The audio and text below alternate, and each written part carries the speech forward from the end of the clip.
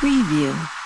चलिए जानते हैं आज की देश और दुनिया की सिलेक्टेड काम की और महत्वपूर्ण 25 खबरों को सिर्फ 5 मिनट में। पर अभी तक आपने इस वीडियो को लाइक नहीं किया है तो लाइक कर दे और इस चैनल को सब्सक्राइब करना ना भूले। अयोध्या में बन रहे राम मंदिर में 22 जनवरी 2024 को भव्य तरीके से प्राण प्रतिष्ठा समारोह होगा। वहीं रामलला की प्राण प्रतिष्ठा के बाद पीएम मोदी रामलला की पहली आरती उतारेंगे। बिहार के मुख्यमंत्री नीतीश कुमार ने अटल बिहारी वाजपेयी को लेकर बड़ा बयान दिया है। अटल जी की तारीफ करते हुए कहा कि अपनी कैबिनेट में मुझे जगह दी, फिर बिहार का मुख्यमंत्री बनाया। उनका काम करने का तरीका बहुत अच्छा था। गुजरात के वडोदरा जिले में एक फार्मा फैक्ट्री में गैस लीक हो गई। जहरीली गैस लीक से कई लोग इसके शिकार हुए हैं। पुलिस ने बताया कि जहरीली गैस लीक के कारण 4 श्रमिकों को अस्पताल में भर्ती कराया गया है। प्रभास की फिल्म सालार को दर्शकों से बेहद शानदार रिस्पांस मिला है। फिल्म की दीवानगी दर्शकों के सिर चढ़कर बोल रही है। रिपोर्ट के मुताबिक सालार ने रिलीज के तीसरे दिन 61 करोड़ का कलेक्शन किया है। इसके साथ सालार का 3 दिनों का कुल कलेक्शन अब 208.05 करोड़ रुपए हो गया है।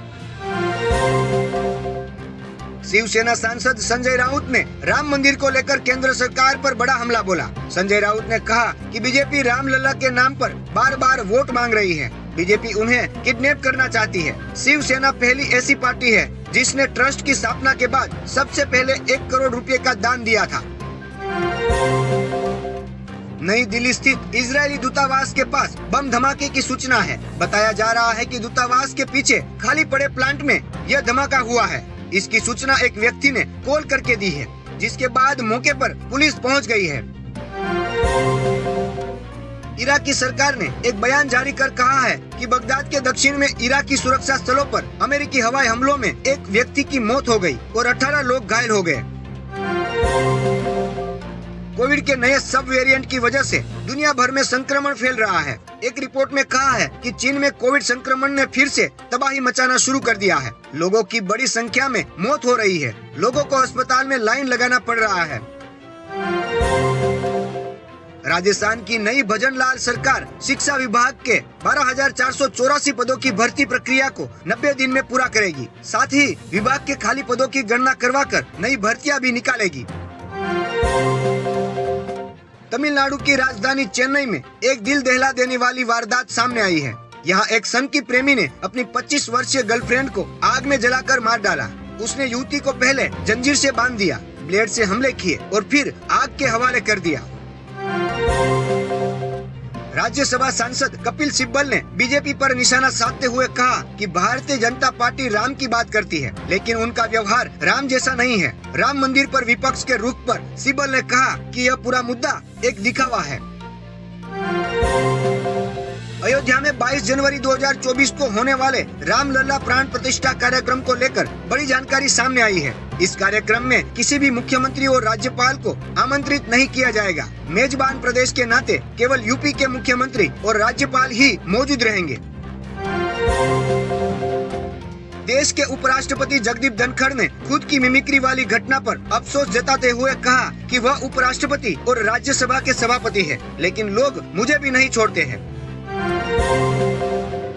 फिल्म अभिनेता और सांसद रवि किशन देर रात कहीं जा रहे थे। इस दौरान बीच सड़क में एक युवक का एक्सीडेंट हो गया था, जिसे देख सांसद ने अपना काफिला रुकवाया और घायल युवक की मदद की। सांसद ने फोन कर एम्बुलेंस बुलाई और युवक को अस्पताल भिजवाया।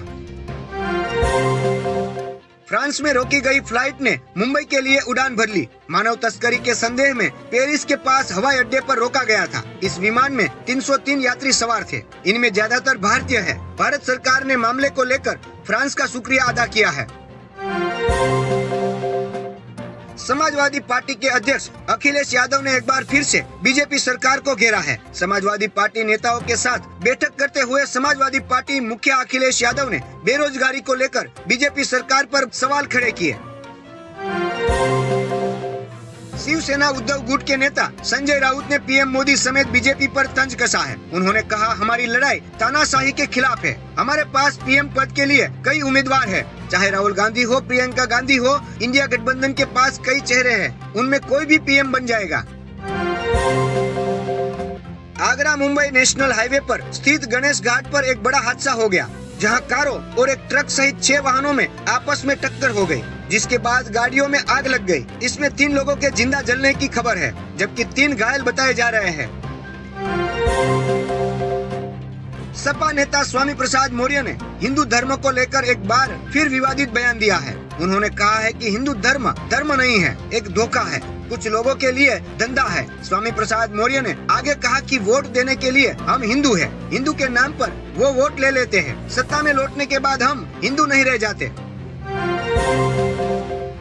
भारतीय कुश्ती संघ के अध्यक्ष पद से संजय सिंह को निलंबित किए जाने के बाद ब्रजभूषण चरण सिंह का कहना है कि मेरा अब भारतीय कुश्ती संघ से कोई लेना देना नहीं है, मैं अब आगामी लोकसभा चुनाव की तैयारियां कर रहा हूं।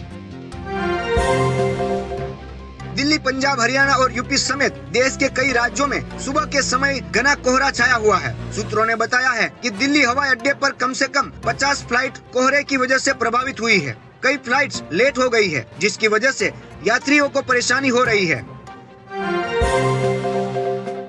जम्मू कश्मीर में आतंकवाद और इसको लेकर सेना की कार्यवाही पर नेता फारूक अब्दुल्ला ने बड़ा बयान दिया है। उन्होंने कहा है, बातचीत से ही समस्या का समाधान हो सकता है, नहीं तो हमारा भी हाल गाजा और फिलिस्तीन जैसा होगा। चांदी हो गई सस्ती, सोने की कीमतों में फिर उछाल। सोना 250 रुपए की तेजी के साथ 63,750 रुपए प्रति 10 ग्राम पर पहुंच गया, जबकि चांदी की कीमत 79,450 रुपए प्रति किलोग्राम हो गई।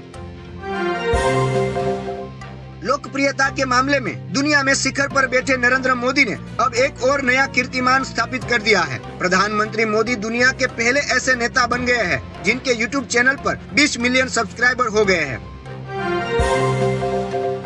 मुंबई से अयोध्या के लिए पैदल यात्रा करने वाली मुंबई की शबनम शेख की इन दिनों खूब चर्चा हो रही है। शबनम मुंबई से अपने 2 दोस्तों के साथ पैदल अयोध्या के लिए निकली है। वो 100 किलोमीटर से ज्यादा का सफर तय कर चुकी है। महाराष्ट्र के नांदेड़ में पैसेंजर ट्रेन में अचानक आग लग गई है। आग की वजह से ट्रेन की एक कोच पूरी तरह जल गई। 30 मिनट भीतर आग पर काबू पा लिया गया। ट्रेन में आग लगने की वजह के बारे में अब तक जानकारी नहीं मिल सकी है। मध्य प्रदेश के आगरा मालवा जिले में 4 लोगों द्वारा एक बैल की जान लेने के मामले में एमपी सरकार ने बड़ी कार्यवाही की है। मामले की जानकारी मिलने के बाद पुलिस ने आरोपियों के खिलाफ अपराध दर्ज करते हुए उनके मकान पर बुलडोजर चला दिया। स्वामी प्रसाद मौर्य ने हिंदू धर्म को धोखा कहा है। उनके इस बयान के बाद संत समाज में काफी आक्रोश देखने को मिल रहा है। संतों ने स्वामी प्रसाद मौर्य को चेतावनी देते हुए कहा कि या तो अब वो अपने बयानों पर अंकुश लगाए, नहीं तो उनका मुंह काला कर दिया जाएगा। मुख्यमंत्री योगी ने लखनऊ में किसानों को सम्मानित किया। मुख्यमंत्री योगी ने कृषक उपहार योजना के तहत 51 किसानों को ट्रैक्टर की चाबी सौंपी। मुख्यमंत्री के हाथों सम्मानित होकर किसान गदगद नजर आए।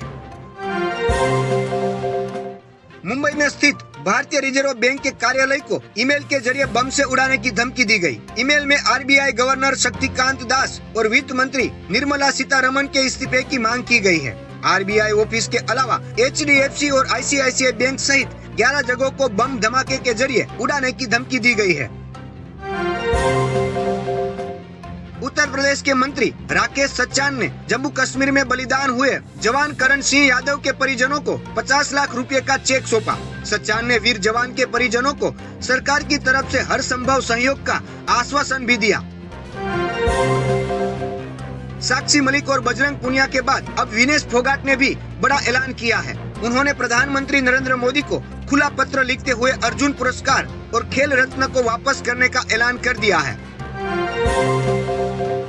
तेलंगाना के मुख्यमंत्री रेवंत रेड्डी ने प्रधानमंत्री नरेंद्र मोदी से मुलाकात की। करीब घंटे भर की मुलाकात के दौरान रेड्डी ने प्रधानमंत्री के समक्ष तेलंगाना से जुड़ी विकास परियोजनाओं की चर्चा की। जेडीयू की 29 दिसंबर को होने वाली बैठक से पहले जेडीयू के राष्ट्रीय अध्यक्ष ललन सिंह ने अपना पद छोड़ दिया है और अपना इस्तीफा बिहार के सीएम नीतीश कुमार को भेजा है। हालांकि अभी उनका इस्तीफा स्वीकार नहीं हुआ है।